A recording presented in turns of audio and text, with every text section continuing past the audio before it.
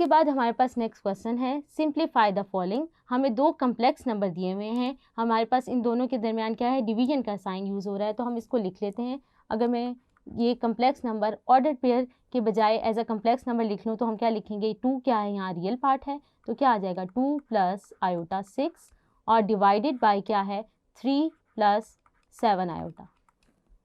अब मैंने क्या करना है, अब मैंने इसको सिंप्लीफाई करना है। हमारे पास डिनोमिनेटर में आयोटा की टर्म आ रही है, हमने उसको क्या करना है, रिमूव करना है। तो हम क्या करेंगे, रेशनलाइज करेंगे। रेशनलाइज हम करते हुए क्या देखते हैं, हम देखते हैं कि जो हमारे पास डिनोमिनेटर में कम्प्लेक्स नंबर अपीयर हो रहा है उसकी कंजुगेट से हम क्या करते हैं, मल्टीप्लाई और डिवाइड करते हैं। आइए करना स्टार्ट करते हैं। अगर मैं 3 प्लस 7 आयोटा का कंजुगेट लूँ तो कंजुगेट क्या होता है कि हम अपने जो कम्प्लेक्स पार्ट को क्या करते हैं, अगर वो पॉजिटिव होता है तो उसको नेगेटिव बना देते हैं। जैसे कि यहाँ पे कम्प्लेक्स नंबर 3 प्लस 7 आयोटा है, जब मैं इसका कंजुगेट लूँगी तो क्या आ जाएगा 3 माइनस 7 आयोटा।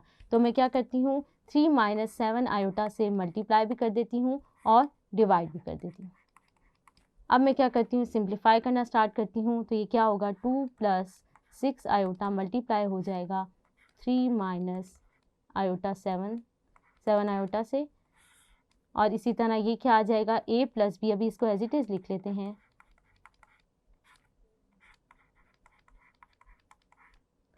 पहले मैं ऊपर वाली ब्रैकेट्स को ओपन करती हूँ वन बाय वन। तो हम करें, अगर 2 ऐसे लिख लेते हैं, 3 माइनस 7 आयोटा प्लस 6 आयोटा। आप डायरेक्ट मल्टीप्लिकेशन भी कर सकते हैं। हमने ब्रैकेट्स ओपन कर ली, मल्टीप्लाई कर लिया, आगे देखते हैं। अच्छा, अगर हम डिनोमिनेटर में देखें तो हमारे पास क्या है, 3 प्लस 7 आयोटा 3 माइनस 7 आयोटा। तो ये किसकी फॉर्म बन रही है, a plus b a minus b. तो इसका हम फॉर्मूला लगा लेंगे, वो किसके बराबर होता है, a square minus b square. तो यहाँ क्या आ जाएगा, 3 का स्क्वायर माइनस 7 आयोटा का होल स्क्वायर। अगर हम यहाँ पे ऊपर वाली ब्रैकेट ओपन कर लें तो 2 3 ज़ार 6 माइनस 2 7 ज़ार क्या होगा 14 आयोटा प्लस 6 आयोटा को 3 से मल्टीप्लाई करें तो 18 आयोटा। इसी तरह 6 7 ज़र क्या होता है 42 और आयोटा आयोटा मल्टीप्लाई होगा तो क्या आ जाएगा, आयोटा स्क्वायर। इनको हम लिख लेते हैं। और 3 स्क्वायर ओपन कर लें तो क्या आ जाएगा 9 माइनस 7 का स्क्वायर करें तो क्या आता है 49 और आयोटा स्क्वायर।